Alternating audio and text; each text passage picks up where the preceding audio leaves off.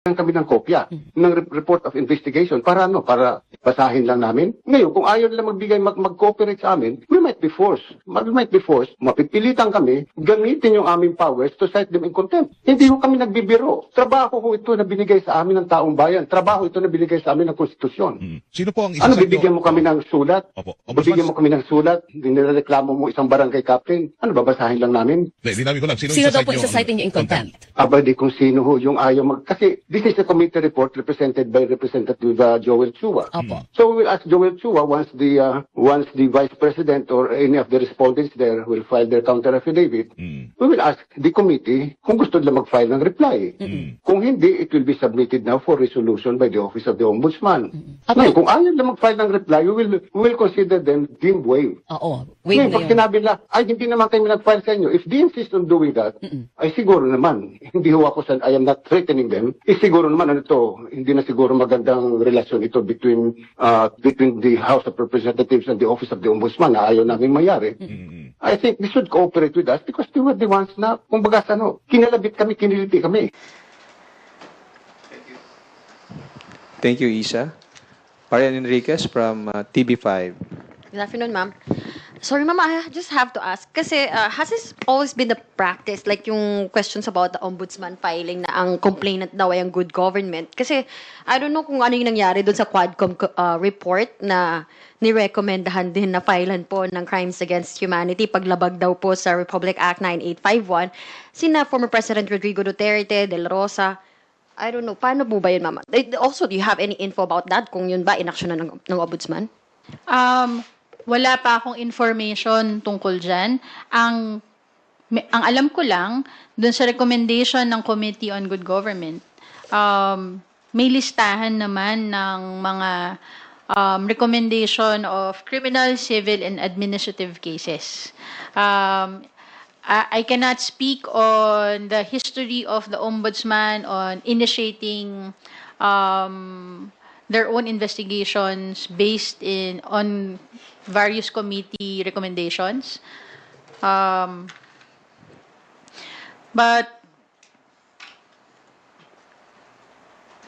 we will tatandaan natin, hindi lang ang ombudsman ang na-furnish ng committee reports.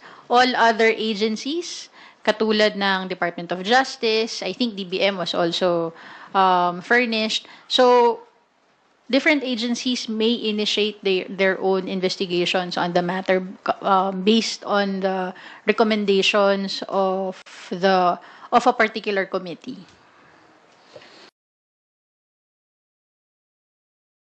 Kami ng kopya ng report of investigation para basahin lang namin. Ngayon, kung ayaw nila magbigay, mag-cooperate sa amin, we might be forced. Mapipilitan kami gamitin yung aming powers to cite them in contempt. Hindi ho kami nagbibiro. Trabaho ho ito na binigay sa amin ng taong bayan. Trabaho ito na binigay sa amin ng konstitusyon. Sino po ang isa Ano, sa inyo? bibigyan mo kami ng sulat? Opo. Bibigyan mo kami ng sulat? Nireklamo mo isang barangay captain? Ano, babasahin lang namin? Linawin ko lang. Sino daw po isa-cite niyo in contempt? Aba, di kung sino ho yung ayaw kasi this is a committee report represented by Representative Joel Chua. Opo. So we will ask Joel Chua once the Vice President or any of the respondents there will file their counter affidavit, we will ask the committee kung gusto nila mag-file ng reply. Kung hindi, it will be submitted now for resolution by the Office of the Ombudsman. Ngayon, kung ayaw nila mag-file ng reply, we will consider them deemed waived. Oo. Waive Ngayon, na pag yun. sinabi nila, ay hindi naman kayo nag-file sa inyo, if they insist on doing that, ay siguro naman, hindi ho ako I am not threatening them, siguro naman ano to, hindi na siguro magandang relasyon ito between the House of Representatives and the Office of the Ombudsman na ayaw namin mayari. I think they should cooperate with us because they were the ones na, kumbaga kinalabit kami, kiniliti kami. Follow up lang po kay Ate Vivian kanina. Sabi nyo, hindi ang House ang complainant. So, sino po dapat yung complainant, ma'am? Well, the ombudsman can initiate investigations on their own. So again, it was an initiative of the ombudsman acting upon the recommendation of the House committee. So yun ang kaya kong sagutin sa ngayon. Opo. And ma'am, follow-up lang po dun sa video statement nyo kagabi. Sabi nyo, pakiusap lang sa tagapagsalita ng Senado, huwag sanang lituhin ang publiko, huwag gawing dahilan ng isang clerical detail para ipasa ang sisi sa Kamara. Can you just further elaborate po? Mukhang kasing gustong gamitin ng ating spokesperson ng impeachment court na dahilan yung pag-serve ng entry of appearance that was unlabeled, untitled when it was sent here sa House of Representatives. Hindi 'yon ang pwedeng maging cause ng delay. Again, as I said, the entry of appearance is not a requirement for the impeachment trial to proceed. Ang obligasyon, ang duty ng House of Representatives doon sa proseso ng impeachment trial ay nagampanan na natin. Ang inaantay na lang yung Senado para mag-proceed sa trial. So, yun ang tingin ko na wag natin lituhin yung mga tao na papasa sa Kamara.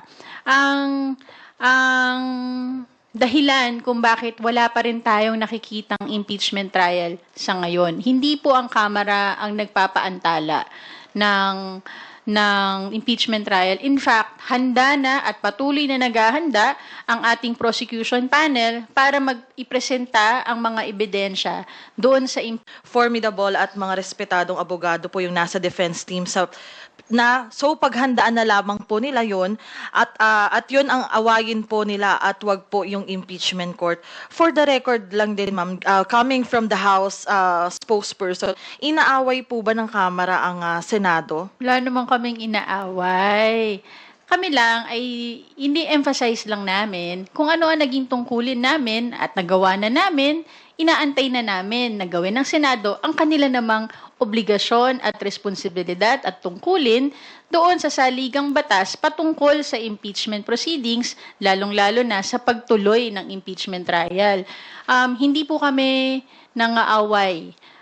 Siguro din, ang ating spokesperson, wag din magsalita bilang parang sa depensa. Do not speak for the defense. Speak for the impeachment court. Opo, and last follow-up na lang ma'am, kasi ayun nga, na-interview kasi na-interview din si Attorney Odi Bukoy sa isang show sa ABS at ang sabi nga niya dito, parang lawyering for VP Sara yung panig nga ng Senado. May sinabi siya, if you will recall, I heard a soundbite from the statement of the Senate spokesperson, Attorney Tongol. Sinabi niya, you know, if I were the Vice President, I will file a motion to dismiss. Why is he hinting? Why is he telegraphing? Hindi po ba?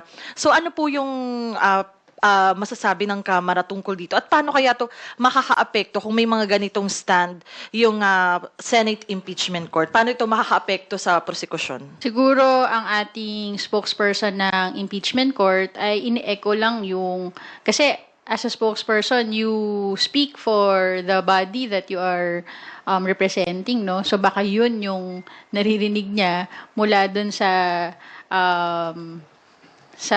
nire-represent niya.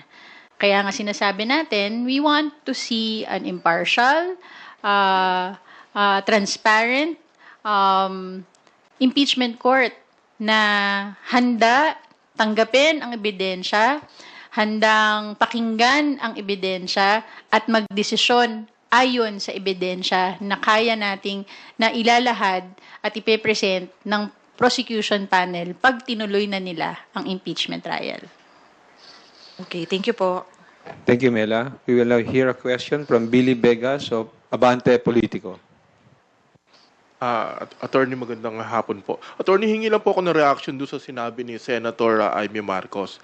Sabi po niya, bakit ako na senador ang hinahanapan mo ng aksyon? Yung amo mo dyan nakatira, bakit hindi mo tanungin? Lahat kayo sa akin nakatingin. Sana ako na lang ang nagpresidente. Una, bilang senador, kasama din naman sa tungkulin niya yung pagbalangkas ng budget ng bansa. galing sa House, papunta sa Senate. Kaya nung kinwestiyon niya kung ano yung nangyayari sa pangangalaga ng San Juanico Bridge, sinagot lang natin na alam ko, sigurado ako. Based on records, meron din namang mga pondong nailagay for the maintenance ng San Juanico Bridge since 2018, mismo advocated by the congressman, the representative of the 1st District of Leyte, para nga mismo dun sa San Juanico Bridge na yon. Ngayon, kung tatanungin niya kung ano yung nangyayari, dapat lang tanungin din bilang senador, ano din ang nagawa niya para sa San Juanico Bridge. Total, hindi pwedeng tanong lang ng tanong eh. Kailangan nagtatrabaho. Lalo na you see the ombudsman's action as acting upon the recommendations, not on the complaint. it is stated, I read it dun sa reports that it is stated in the order to file a counter affidavit that it was acting on the recommendation of the Committee on Good Government and Public Accountability. So, pero kasi nakalagay din po dun sa first page, complainant yung committee. So, that's why yun yung medyo heading nga yun eh. Opo. Pero again, kung merong naging complaint na final ang committee, wala po akong pagkakaalam na may complaint na final. Ang meron po kaming pinadala sa ombudsman ay yung pag-furnish sa ombudsman nung committee report na na-adopt ng plenary nung huling 19th Congress. So, the heading may state that way, but the body states otherwise, that it was the ombudsman acting on the recommendation of the committee. Okay. The current ombudsman's tenure is about to end by end of July, I understand. So, do you find the timing, of apparent motu proprio investigation? Do you think the current ombudsman has enough time to conduct the probe? Well, the person will not be the one to do the investigation. It is the body that will conduct the investigation, the ombudsman as the institution. So, if the institution starts its investigation, it will proceed regardless of the personalities in it. Maybe there's a possibility na i-dismiss ng ombudsman yung findings ng committee. Mag-release sila ng ruling na this has no basis even before the impeachment trial could proceed. The recommendation of the committee, naniniwala naman din ako na nung naglabas sila ng recommendation na yon ay meron silang sufficient evidence to make that recommendation from the hearings that they conducted. So I will leave it at that. Again, wala pa kaming kopya